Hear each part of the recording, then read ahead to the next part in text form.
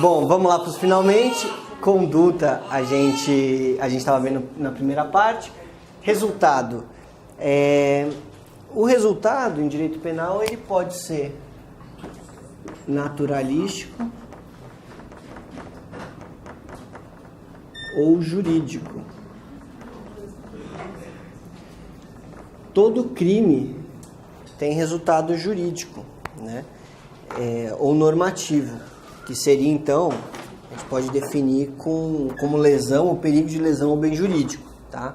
Então, mesmo os crimes formais, os crimes de mera conduta, também tem resultado, mas é resultado jurídico, certo? É a lesão ou bem jurídico tutelado, né? Ou o perigo de lesão que seja a saúde pública, por exemplo, caso de drogas, né?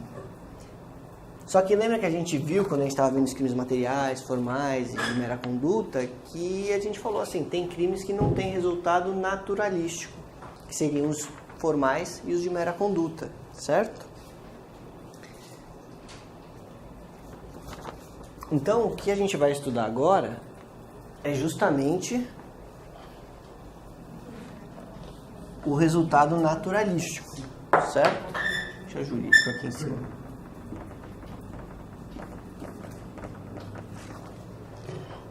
E o que é resultado naturalístico? Como é que a gente definiria isso? É a modificação no mundo exterior que resulta da conduta. Muito bom. Matou a pau.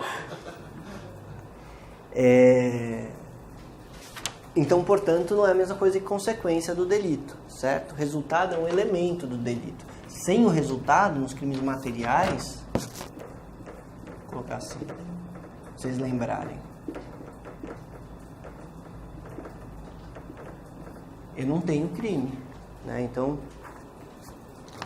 num crime de homicídio, se eu não tenho o resultado morte, por exemplo, eu não tenho o crime, pelo menos ele na forma consumada, certo?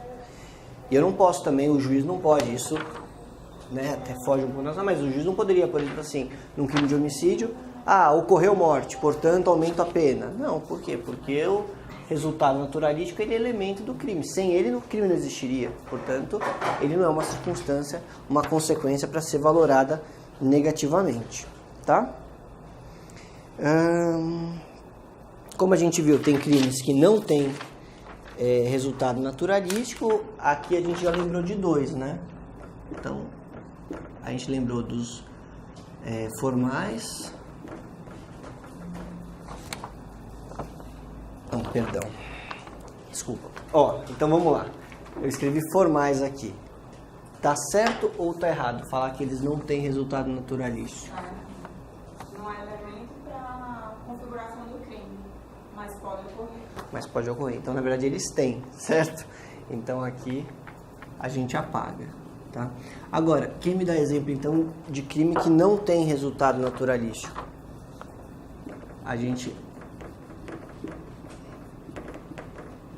Os crimes de mera conduta. Quando o resultado sequer é previsto na lei, certo?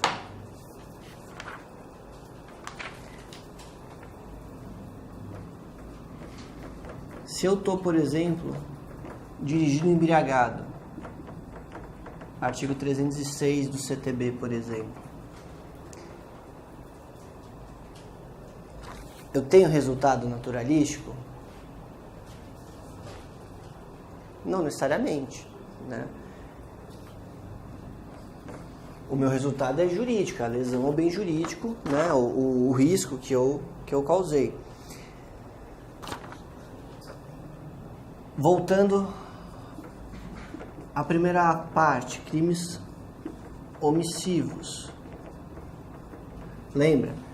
Pouco importa o resultado, estava até aqui quando a gente estava falando disso, lembra?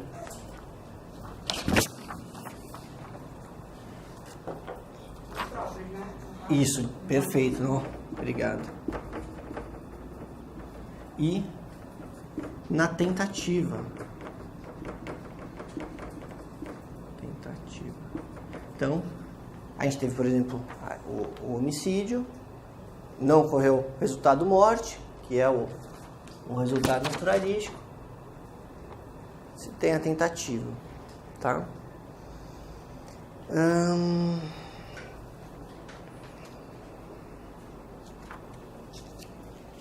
Vamos ver aqui.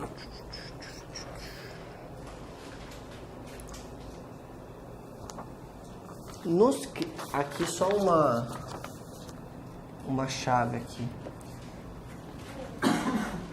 O que não interessa o resultado é no crime de perigo abstrato. Então aqui a gente, por exemplo, deu o exemplo do artigo 306 do CTB,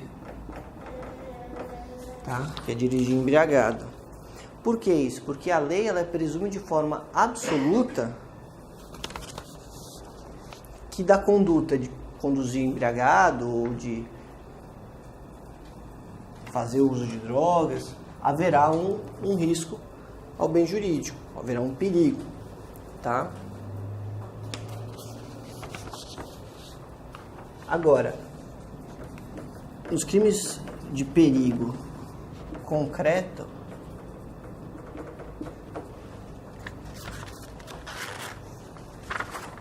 eu preciso que esse perigo surja, eu preciso ter esse risco. Então, eu preciso demonstrar o perigo. O que eu estou querendo dizer? Crime de incêndio, por exemplo. O incêndio... Alguém está com o Código Penal e consegue abrir o 250?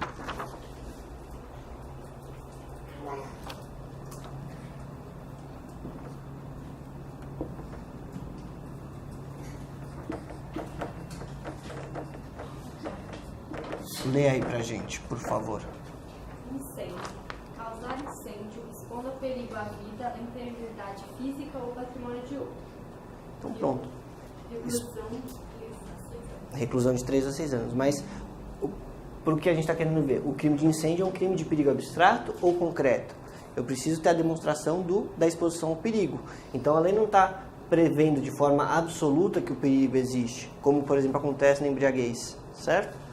Então, se eu não tiver a demonstração deste resultado, ou seja, da criação deste perigo, eu não tenho crime de incêndio.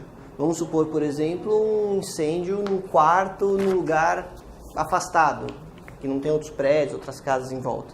Eu não tive o crime de incêndio. Por quê? Porque o perigo no crime de incêndio é concreto. Compreenderam? Então, resumindo aqui rapidamente...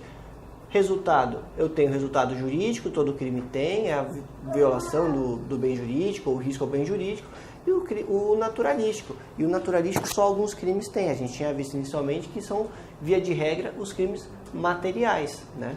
E crimes formais dispensam a ocorrência do resultado para a caracterização do crime, e os de mera conduta sequer prevêem.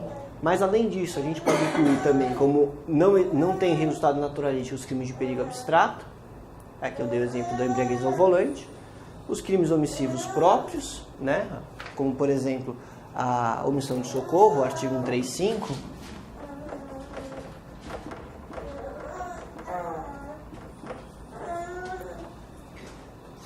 Lembra que o resultado não é importante. O que é importante é que eu não tenha me abstido de praticar o ato que a norma me mandava. E na tentativa, né? Porque aqui o resultado não se realizou por circunstâncias alheias à vontade do agente. Esse aqui é o artigo 14. A gente vai ver mais pra frente, certo? E cuidado só com a diferenciação entre crimes de perigo abstrato, crimes de perigo concreto.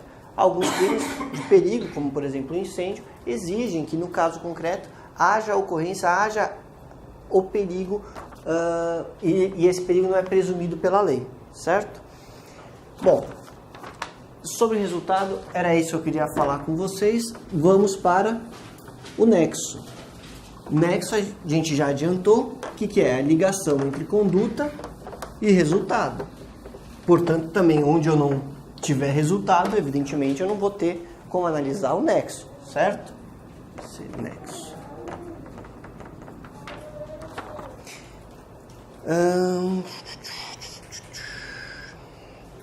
Bom, qual que é a teoria adotada pelo Código Penal, em regra?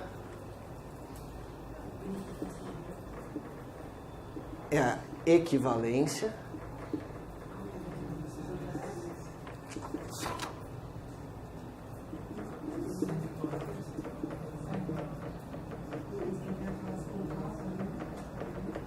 a gente chega lá.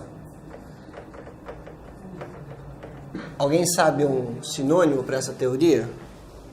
Como também pode cair na sua prova? Condição sine qua non. Se cair. O Brasil adotou a teoria da condição sine qua non. Tá certo? Tá certo. O Brasil adotou a teoria dos equivalências dos antecedentes causais. Tá certo também. Sinônimo, tá? E o que quer dizer isso? Tudo aquilo que concorrer para o resultado é causa.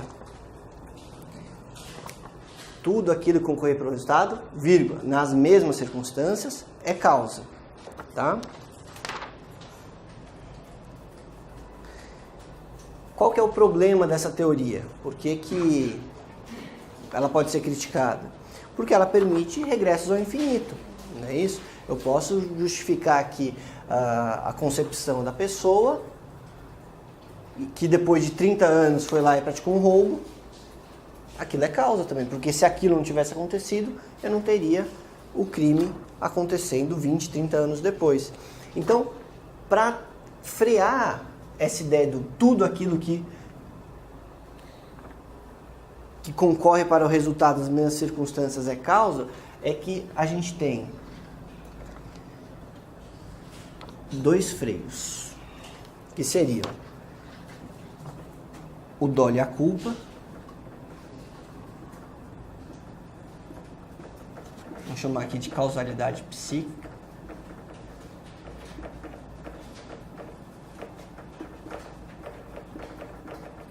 O que eu quero dizer com isso? Que tem que ter alguma relação subjetiva, né, da conduta da pessoa com o resultado, né? Então, por isso que se meu filho vem a praticar um crime daqui a 20 anos, eu não vou ser responsabilizado por isso. Por quê? Porque a dolo e a culpa, a causalidade psíquica, é também um freio, né, a teoria da equivalência dos antecedentes causais. E eu tenho uma outra coisa que chove em prova, que é o procedimento hipotético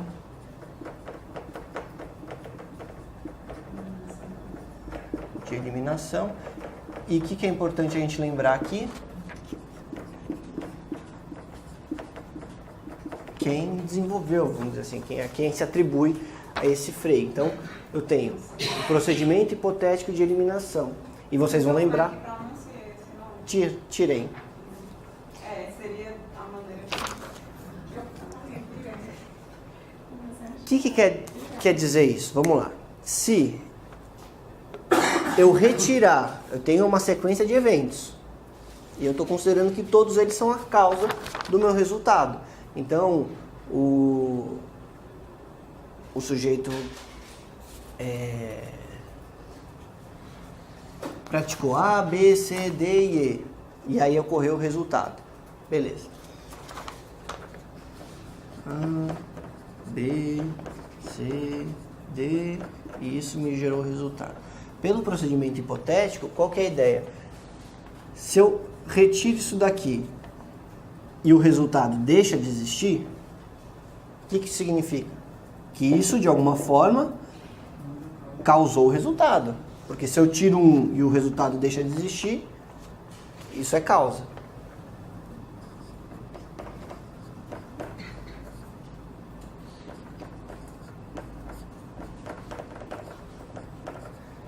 Se eu tiro um e o resultado continua existindo, quer dizer que isso não era a causa. Simples assim.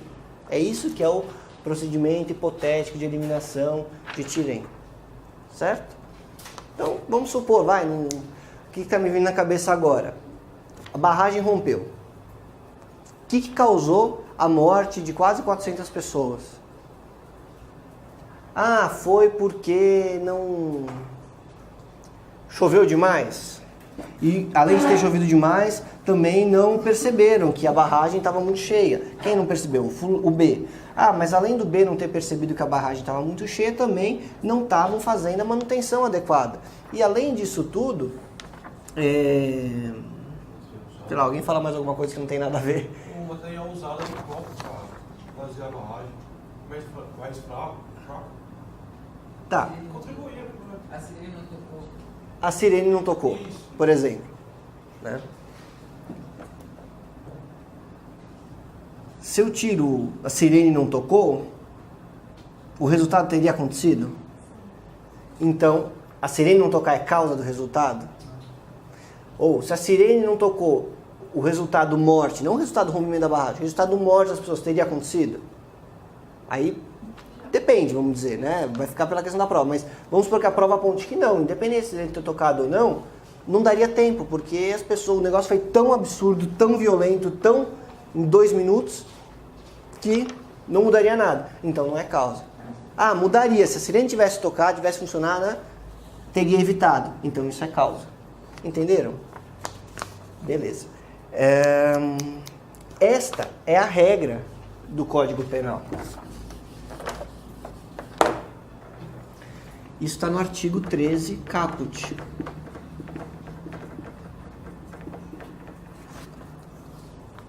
Deixa eu ver se eu tenho 13 aqui.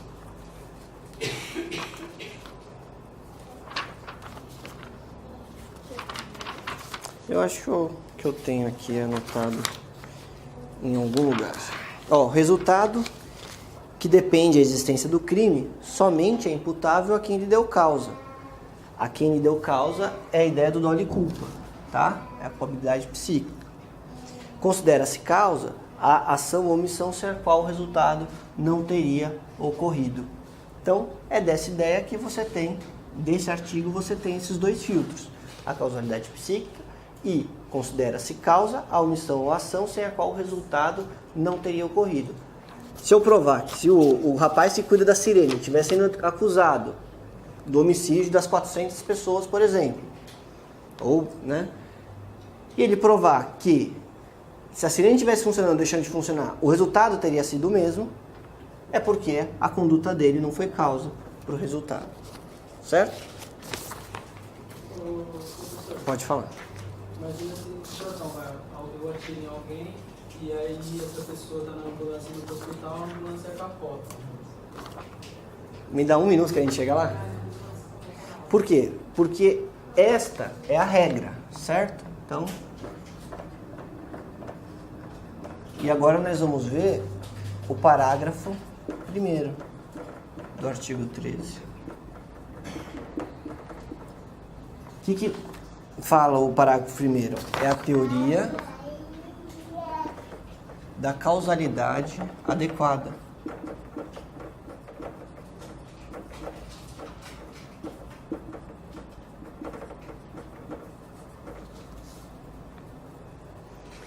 A primeira coisa é que aqui em cima eu falei que tudo era causa, né? Qualquer coisa que acontecesse, que confluísse, que resultasse, que promovesse o resultado, isso é considerado causa. A primeira coisa é que aqui é uma diferenciação do que é causa, o que é condição e o que é ocasião. E por quê? Porque há uma separação do que acontece normalmente e do que não acontece normalmente para gerar aquele resultado.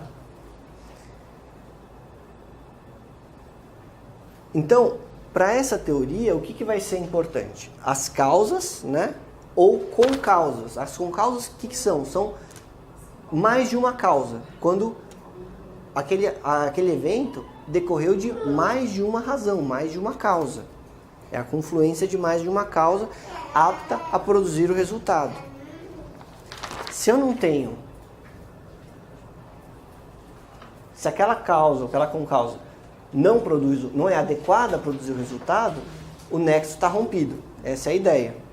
E aí que vem o exemplo da ambulância, que a doutrina coloca, que talvez se aproxime a dúvida do colega. Vamos lá. Então, primeira coisa para a gente entender isso. Primeiro, a regra é essa, certo?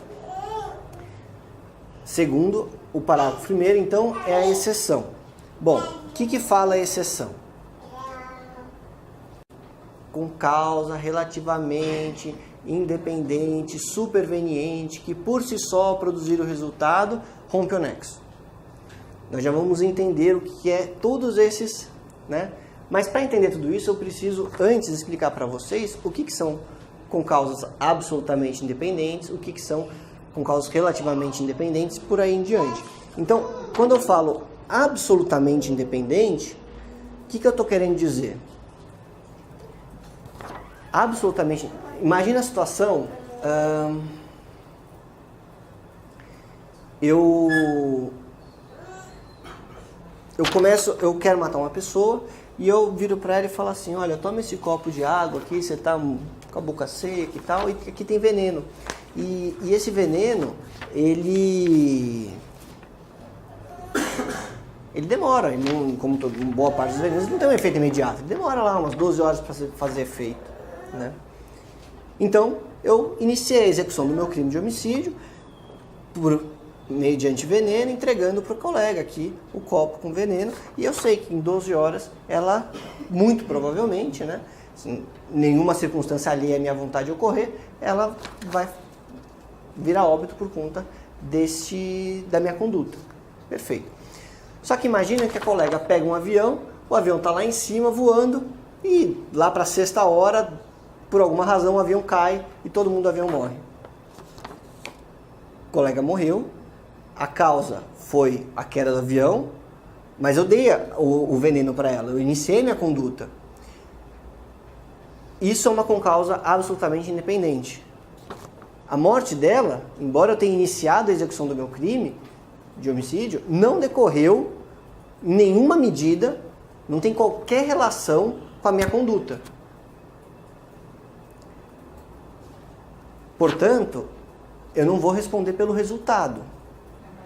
Eu vou responder pela tentativa. Mas ficou claro essa ideia de absolutamente independente? Não pode repetir? Claro. A gente está estudando a teoria da causalidade adequada, que é uma exceção à regra geral, que a regra é tudo aquilo que colaborar é causa. A teoria da causalidade adequada, que está prevista no artigo 13, parágrafo 1º, vai falar que a concausa relativamente independente, que por si só produziu o resultado, superveniente, que por si só produziu o resultado, descarta o nexo, afasta o nexo. E eu estou falando que, para a gente entender o que é esse monstro que a gente vai chegar lá, a gente primeiro precisa entender o que é relativamente independente ou absolutamente independente. Absolutamente independente é uma circunstância que eu iniciei a minha conduta, eu entreguei o meu copo de veneno para a colega, então o meu crime de homicídio eu iniciei a execução. Só que veio alguma coisa absolutamente independente, que não tem qualquer relação com a minha conduta e causou a morte dela, por exemplo. Caiu um avião na casa dela e ela faleceu antes do veneno fazer efeito. Essa concausa absolutamente independente rompe o nexo. Então, a concausa absolutamente independente, seja ela pré-existente, concomitante ou superveniente, ou seja, não importa se o que aconteceu seja antes, durante ou depois de eu ter iniciado a minha conduta. Se é absolutamente independente, isso rompe o nexo, certo? Eu respondo pela tentativa, porque bem ou mal eu iniciei a execução de um crime que só não se consumou da forma como eu pretendia por circunstância alheia à minha vontade. Se for um crime que não tem na forma tentada, não existe crime. É que fica mais fácil de a gente visualizar isso pelo homicídio, né? Que é um crime que admite a tentativa. Mas sim, em tese é essa a ideia, tá? Então, vou colocar aqui uma bolinha aqui para concausa absolutamente independente. E isso a gente já entendeu que pode ser pré, concomitante ou superveniente. Sempre exclui. Mas e se a concausa for só relativamente independente? O que eu quero dizer com isso? O sujeito ele só estava na ambulância que bateu porque eu causei uma lesão nele. Porque se eu não tivesse causado uma lesão nele, o sujeito não teria ido para a ambulância. Então, o evento estar na ambulância ela é relativamente dependente da minha causa inicial, da minha conduta inicial, certo?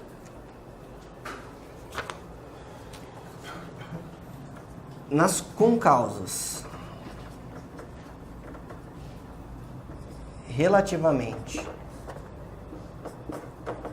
independentes pré-existentes ou concomitantes ou supervenientes que não tenham por si só causado o resultado, o sujeito vai responder pelo resultado. O que eu quero dizer com isso? Vamos para os exemplos. Eu dou um tiro numa pessoa e essa pessoa é socorrida por uma doença anterior, pré-existente a essa pessoa. A pessoa vem a morrer por conta do tiro, por conta da lesão que eu causei nela, mas agravada pela situação pela situação de saúde dela anterior. Uma vez, por exemplo, eu tive um caso de um rapaz que teria dado um golpeado com um pedaço de madeira. Eram 2 moradores de rua e ele teria golpeado com um pedaço de madeira o peito do outro, né? Tinham várias outras questões aí no meio, mas eu poderia, por exemplo, alegar que aquela pessoa que recebeu o golpe já era, eventualmente, assim, tinha deficiência, alguma subnutrição ou algum problema físico anterior, e isso seria a causa, e com base nisso queria afastar a conduta do rapaz que deu o golpe? Poderia isso? Não. Por quê? Porque pode até ser que realmente ele tivesse uma imunidade, uma falta de cálcio, por exemplo, no corpo, que facilitou a quebra do osso que perfurou o coração dele. Pode ser. Só que isso é uma causa relativamente independente. Por quê? Porque se não tivesse tido o golpe, o rompimento do osso não teria acontecido, ainda que ele já tivesse aquela doença anterior, e isso não teria causado perfurado um órgão vital, e isso causando a morte dele. Entenderam o que é uma com causa relativamente independente pré-existente? É uma situação que o cara já carregava consigo, e que isso até contribuiu para o resultado final. Só que contribuiu unicamente porque eu já tinha uma outra causa, por exemplo, o golpe, uma paulada, por exemplo. Ficou claro? Ou não? De verdade? Sim, sim. Eu estou meio confusa, mas nada que... Não, vamos lá, de novo.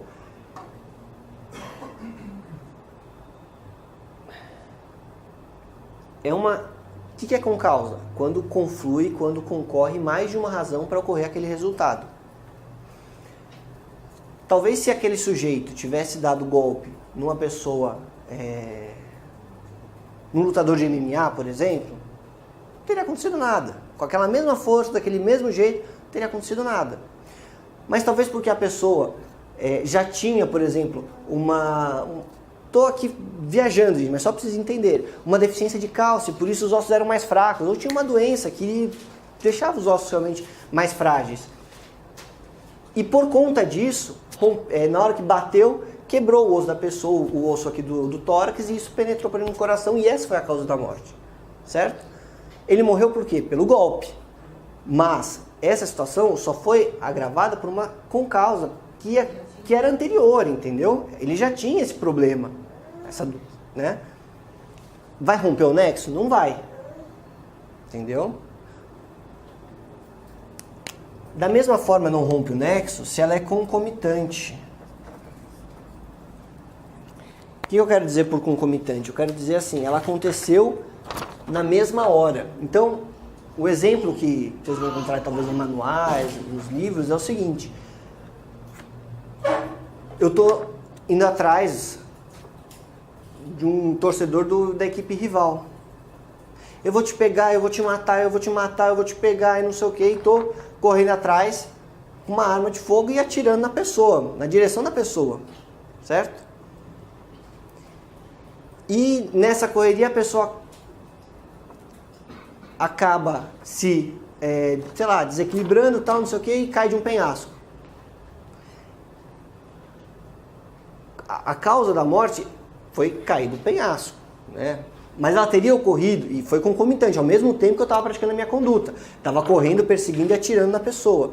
Ela teria ocorrido se eu não tivesse feito a minha conduta?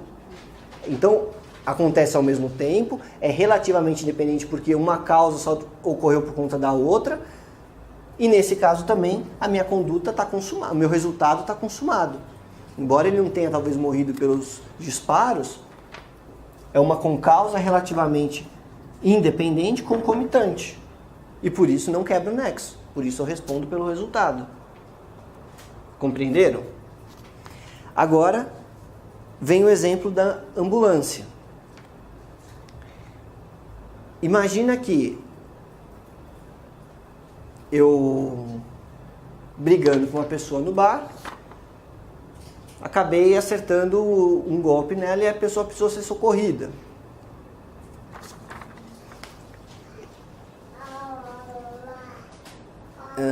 Vamos lá, eu acertei para ficar bem claro, eu dei um tiro numa região vital da pessoa, tá? E a pessoa está sendo socorrida. A pessoa está indo para o hospital, a ambulância sofre um acidente. Era mais ou menos isso que o colega...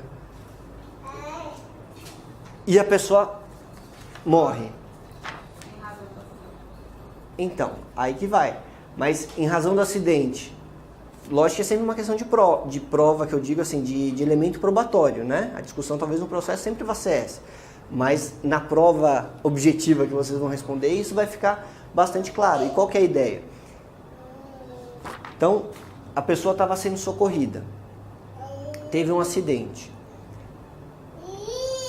Se a pessoa tivesse chegado ao hospital, tivesse recebido tratamento médico, tivesse, né?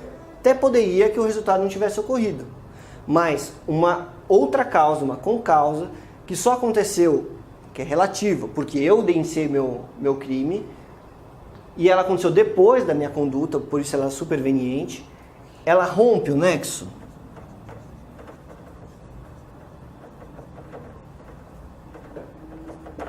O que eu estou querendo dizer? No caso da ambulância, o sujeito estava sendo socorrido e teve um acidente e morreu no acidente. E aí vem um laudo e fala que a morte decorreu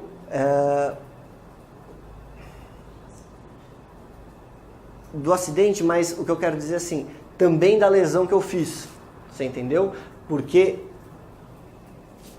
ele já estava em risco de vida com um tiro numa região vital do corpo. Se prova isso por si só vai evitar... Essa é a palavra. Entrar naquele parágrafo primeiro, eu acho. Que é a exceção. Se não Isso. produz, É aí que a gente vai chegar. Então, aí não rompe, né? a concausa relativamente independente superveniente, em regra, também não rompe o nexo. Significa, eu dei um tiro no coração de uma pessoa e a pessoa está sendo socorrida às pressas para o hospital e não consegue chegar no hospital porque às vezes não é nenhum acidente, às vezes pode ser um trânsito, às vezes pode ser, né, N coisas que podem acontecer.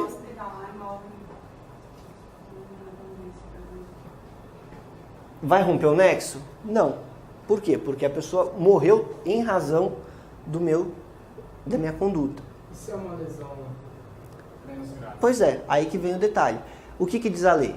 Que o que vai romper o nexo é a concausa relativamente independente, superveniente, que por si só produziu o resultado. E aí grifem, por si só, porque essa é a chave para você responder a questão. Qual que é a ideia? Imagina que eu fiquei bravo com a pessoa, tal, a gente saiu em luta e eu, sei lá, torci o braço dele e aí ele está indo na ambulância, ou torci a perna, porque vai precisar realmente de um socorro, tá lá com a perna deslocada, mas em princípio não tinha risco de vida ali. E aí, enquanto está indo para a ambulância entra num acidente e o carro capota e a pessoa morre. Por que é relativamente? Porque a pessoa só está sendo socorrida, só está na ambulância porque eu dei causa a isso. Né? Então, se eu fosse aplicar a teoria das equivalências dos antecedentes causais, se eu não tivesse dado causa à lesão, a pessoa não estaria na ambulância, ela não tivesse na ambulância, não teria causado o acidente e o crime não teria ocorrido. Pela regra da equivalência dos antecedentes causais, a conditio sine qua non, eu responderia. Mas a exceção, qual que é? É a adoção da teoria da causalidade adequada para as concausas relativamente independentes, supervenientes, que por si só produziram o resultado. Entenderam?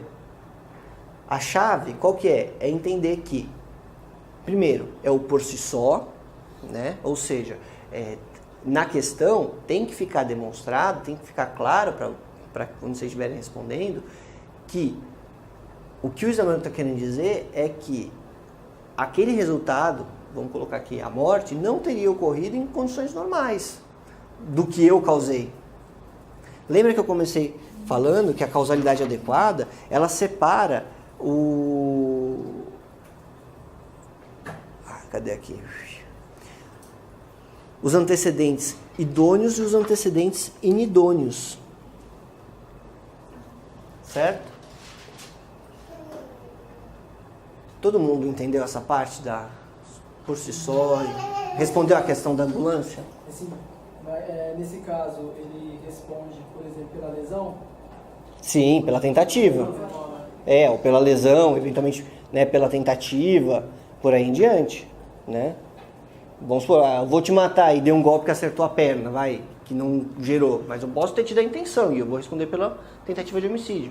Ou, no caso do exemplo que eu tinha dado inicialmente, a gente estava em luta, eu não tinha a intenção de matar, mas eu queria realmente machucar a pessoa porque eu estava, né? Eu respondo pela lesão, né?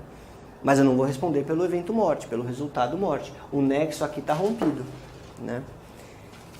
O que uma parte da doutrina vai falar, e aí se vocês pegarem o 13 parágrafo 1º para ler, é isso que ele vai falar, tá? Deixa eu achar. Lê pra gente, então pode ler.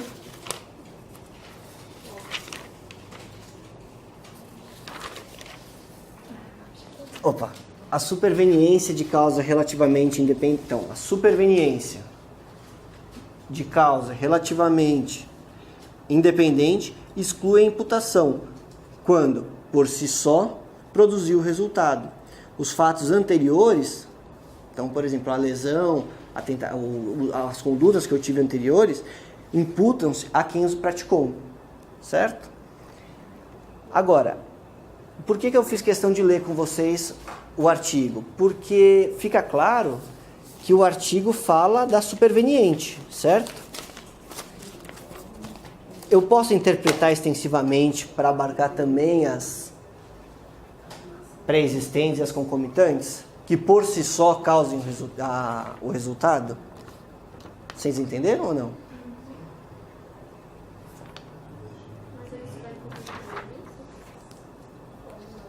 Não, veja só.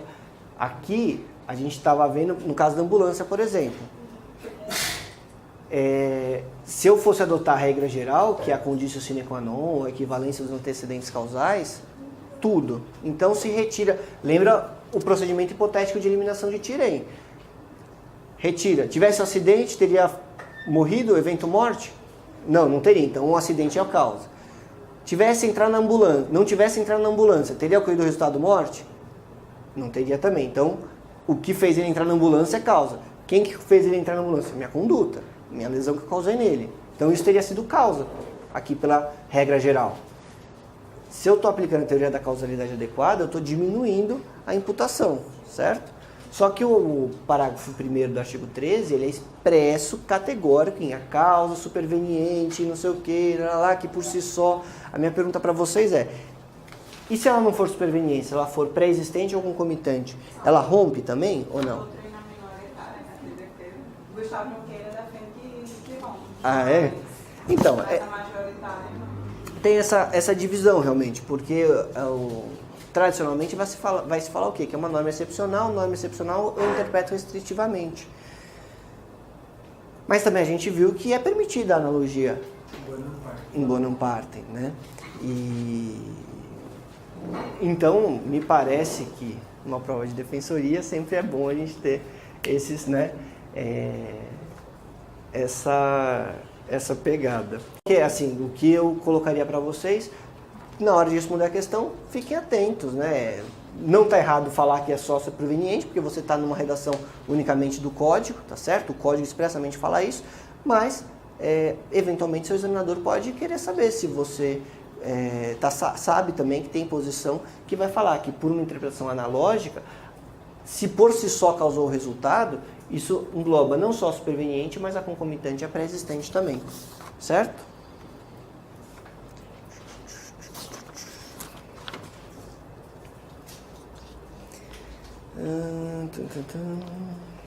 Tá. Como que isso a gente estava vendo é um nexo, vamos dizer assim, fica fácil a gente visualizar nos crimes comissivos, certo? Porque eu estou vendo a ligação conduta-resultado, ela se materializa até assim, a gente poderia falar que é até pela teoria naturalista, assim, a gente percebe, né, pelo movimento, o que causa, o que deixa de causar e tal. Mas dá para fazer isso nos crimes omissivos? Como é que eu imputo que a morte da criança só ocorreu porque o pai ficou de braços cruzados e não fez nada?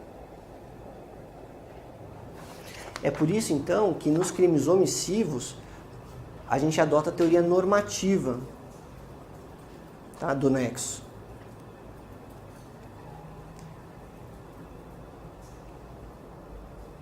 Ou seja, o que faz o nexo, né, o que faz a ligação entre o crime, entre a omissão e o resultado no crime omissivo é a norma que impõe ao acusado ou ao indivíduo o dever de agir. Isso para os dois tipos de crime omissivo que a gente viu, seja no crime omissivo próprio, que a norma é mandamental e é para todo mundo, seja no impróprio, que é só para aquelas pessoas do parágrafo 2º. Tá? O que gera o nexo no crime omissivo é a violação da norma. Ficou claro para todo mundo isso? Por que no crime omissivo é normativo que a gente fala que é o nexo? Teoria normativa do nexo? Tá.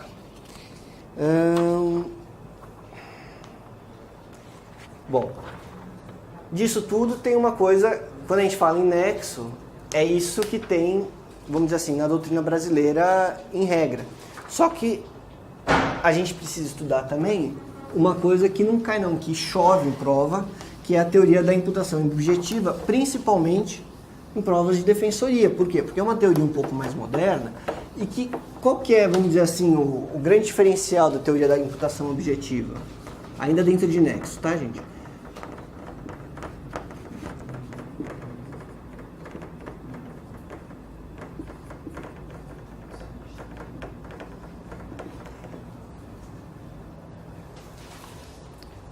Primeiro, quando a gente, na primeira aula, conversou um pouco da evolução dos sistemas penais, a gente viu que era uma contribuição dos funcionalistas para a teoria do delito, né?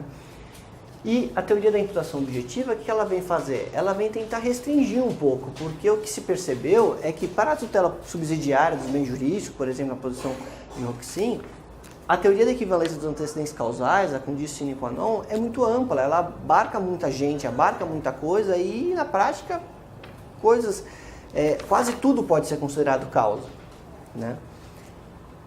Então, a teoria da imputação objetiva, ela vem ser, poderíamos chamar, de um terceiro freio para análise do nexo, para ver se aquela conduta do agente foi efetivamente o que gerou o resultado.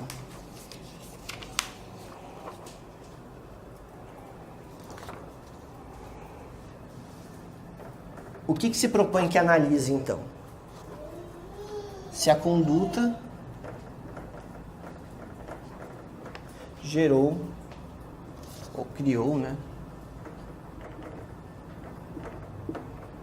um risco socialmente inadequado.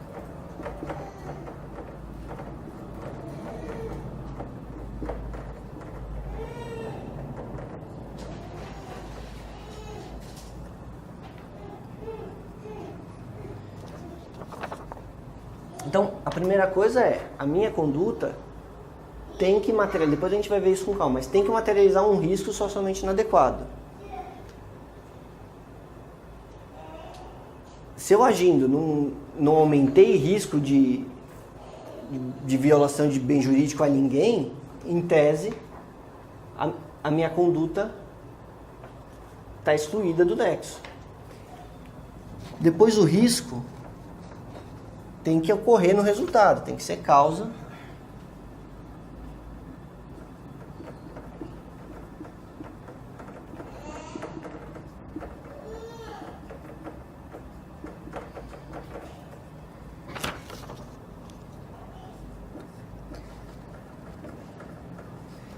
E o resultado é abrangido pela norma.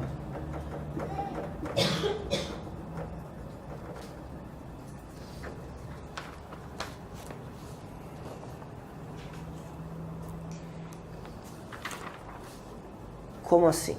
Vamos lá.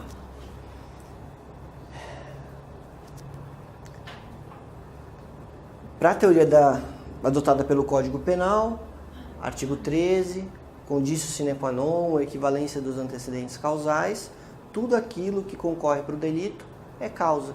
E se eu retiro e o delito deixa de existir, aí eu tenho o procedimento de verificação de tirem. É causa mesmo, porque se eu tirei e deixou de existir, quer dizer que ele contribuiu para o resultado. Essa é a regra. O que a teoria da imputação objetiva vai fazer? Vai criar outros filtros para tentar delimitar um pouco e não deixar essa expansão do nexo de forma desenfreada, que eu possa pegar qualquer situação, certo? Qual que é o exemplo aqui que a doutrina dá que eu acho que fica fácil de entender? Imagina que eu não gosto da colega, assim, puta, a colega vai estar na sala e não sei o que, tal, que saco. Fazer o seguinte, eu vou convidar a colega então, falar assim, pô colega, semana que vem vai ter aula aqui no curso e tal, você não quer ir viajar não? Toma aqui uma passagem aérea, vai lá pro Nordeste, curte uma praia lá, não sei o que e tal, já... Beleza. Eu tô puto com a pessoa, então... Pois é, agora, eu fiz isso daí pensando, tomara que esse avião caia, porque no Nordeste agora, né, lá cai bastante raio, venta bastante, pode ser que desestabilize o avião e o avião caia. Então, tomara, assim, eu estou dando a passagem, eu não quero que ela vá na aula, mas tomara que o avião caia e que ela morra. E de fato, o avião balança, acabou a gasolina do avião, o avião caiu, tal, não sei o que, morreu. Então, eu fiz aquilo, querendo o resultado morte, contei para todo mundo aqui, vim aqui dar comprei a passagem para colega, tal, tomara que o avião caia, eu quero mesmo que o avião caia e que ela morra. E, de fato, o negócio vai e acontece. Eu respondo pelo crime de homicídio? A pergunta é essa. Sim. Por que sim?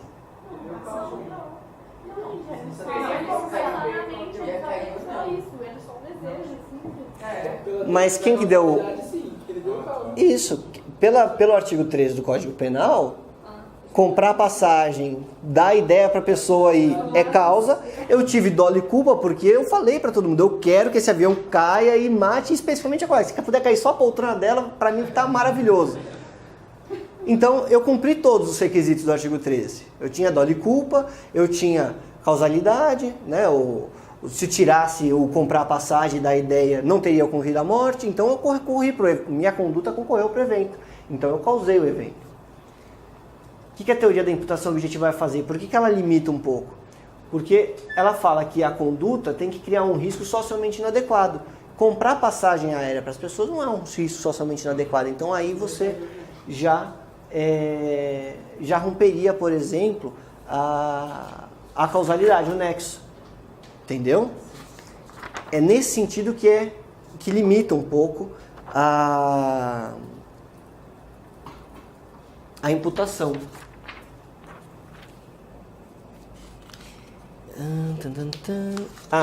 Outra coisa. A conduta que eu coloquei criar ou aumentar, tá?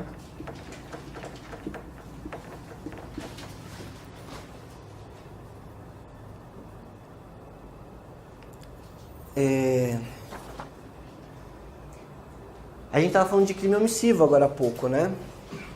E a gente até deu a ideia, apresentou a questão da ingerência. Vocês se lembram o que é ingerência?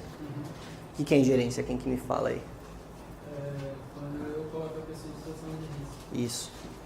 Agora, vamos supor que eu sou um alpinista experiente e eu convido outro alpinista experiente para escalar os montes lá na Alemanha, onde a teoria foi criada. Eu não criei um risco ou aumentei um risco socialmente inadequado, porque ambos os alpinistas são capacitados, são certificados para fazer, por exemplo, aquela escalada. Você entende? Então, se na visão tradicional, pelo Código Penal, eu poderia ser a ingerência, né? Responder pela eventual omissão, inclusive. E pela teoria da imputação objetiva, a conduta aqui não necessariamente criou um risco socialmente inadequado. Um alpinista chamando o outro, ambos capacitados, com curso, para fazer subir uma montanha, por exemplo, né? O que é risco é causa do resultado? Imagina o seguinte, o farmacêutico, o sujeito vai lá na farmácia do rapaz e compra um remédio. E o rapaz está meio assim, tipo, puta, isso aqui tá vencido e agora tal, não sei o que, vou vender esse remédio vencido mesmo. E vende o remédio vencido para a pessoa. Ele criou um risco, ou aumentou um risco socialmente inadequado, ou vendeu um remédio vencido para alguém? Todo mundo concorda, né, que fez uma coisa que não devia. Perfeito. Só que aí a pessoa vai, toma o remédio e morre. Só que aí vem o exame necroscópico e atesta que, na verdade, a morte se deu porque a pessoa era intolerante àquela substância do remédio.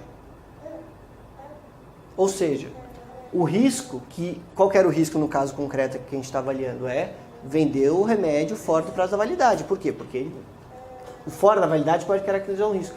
Mas no caso concreto, essa não foi a causa do resultado. O exame mostra categoricamente que mesmo que eu tivesse vendido um remédio dentro da validade, o que causou a morte foi que a pessoa era alérgica ou tinha alguma restrição àquela substância. E essa foi a causa da morte. Então a criação desse risco, o aumento desse risco por vender o material vencido, embora socialmente inadequado, não foi a causa do resultado. Embora, evidentemente, vamos supor que eu só tivesse o lote vencido na minha farmácia. A pessoa vai lá comprar e eu falo, eu até tenho esses vencidos, mas eu não posso te vender porque está vencido. Se eu não tivesse vendido, a pessoa não tinha tomado e não tinha morrido. Pela teoria do artigo 13, da condição sine qua non, se eu não tivesse vendido, a pessoa não tivesse morrido, eu respondo. Mas, aqui no caso, se ficar comprovado que o risco que eu aumentei, ou que eu criei, não foi a causa do resultado, o nexo está rompido, tá? E um terceiro, que o resultado seja abrangido pela norma.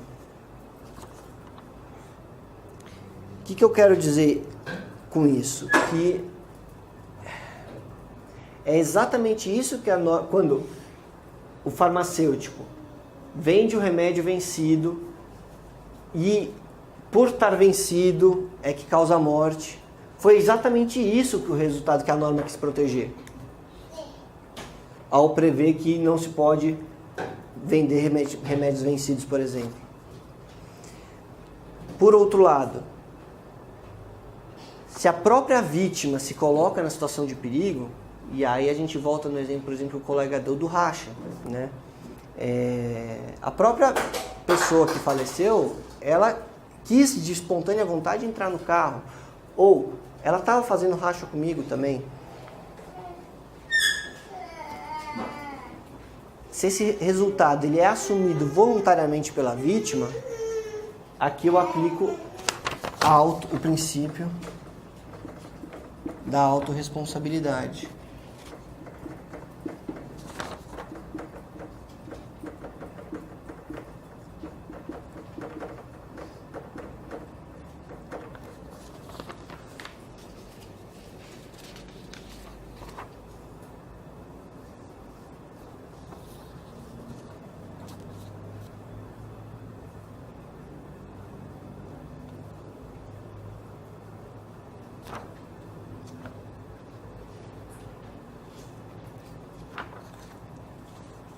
Tá certo.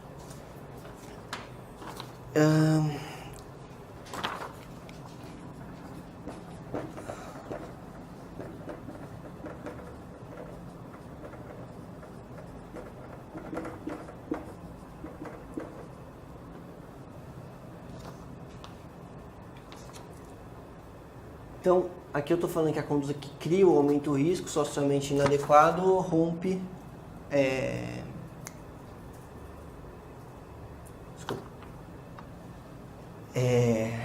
que o nexo exige que tenha uma conduta que crie ou aumente o risco, seja socialmente inadequado. E se a minha conduta diminuir o risco, né? Então, imagina assim, o sujeito ele lesaria um bem jurídico menor para preservar um bem jurídico maior.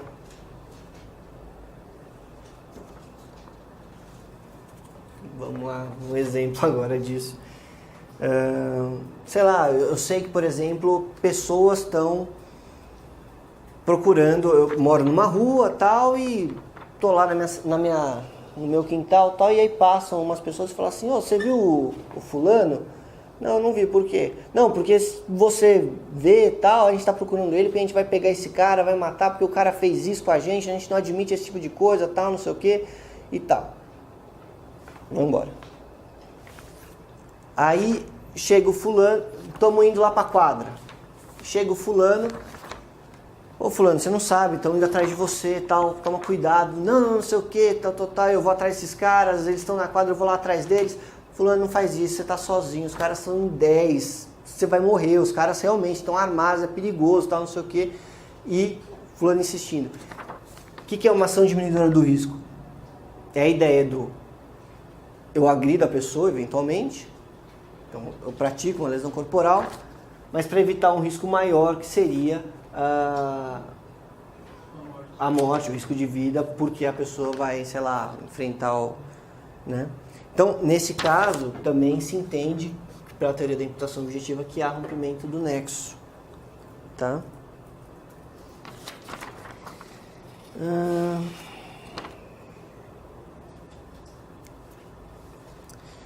Um último detalhe, aqui na teoria do nexo, questão dos cursos causais hipotéticos. O que é isso? É assim, é a ideia que o sujeito, a coisa, o resultado ia acontecer de qualquer jeito. Mas eu vou lá e pratico a conduta antes. Então, um exemplo que a doutrina dá e fica fácil de visualizar aqui, que é a pessoa está condenada à morte, está na fila da cadeira elétrica, e isso lógico, né, não no Brasil e tal, mas só para entender o exemplo. Então, está pronto, pacífico, está certo, é isso que vai acontecer. E aí o pai da vítima, vamos supor que seja uma pessoa que, sei lá, está presa porque praticou um crime grave, um homicídio, um estupro, alguma coisa assim, né? E aí foi sentenciada à pena de morte. Então ela está só aguardando lá para execução. O bem jurídico, então, já está colocado em risco. O bem jurídico vida dessa pessoa. E aí vem o pai da vítima, por exemplo, e fala assim, já que esse cara vai morrer mesmo, já está na fila da morte, eu vou lá e antecipo, eu vou matar esse cara. Isso é um curso causal hipotético, né? O pai responde pelo crime de homicídio, porque não é dado ele, né? Mas só para vocês entenderem, então, o que é curso causal hipotético, isso eventualmente poderia cair também. Gente, é o seguinte... acho que eu vou encerrar a aula por aqui, e aí com isso a gente conseguiu dar conta de boa parte, né, do que a gente queria falar por hoje, que a gente foi até nexo, certo? Então, para encerrar fato típico, faltou a gente analisar tipicidade. Tipicidade objetiva seria a adequação da conduta à norma, né? Vamos colocar assim. Isso a gente viu um pouco quando a gente falou de aplicação da lei penal. A gente pode até depois repetir algumas coisas, até porque alguns colegas não estavam aí e tal. Aí a gente estuda um pouco consunção, especialidade e tal. E depois a tipicidade subjetiva, que é dolo e culpa, tá? E aí a gente então deixa para ver tipicidade na próxima aula, tá? E avança depois para juridicidade e culpabilidade. Belezinha? Valeu, gente.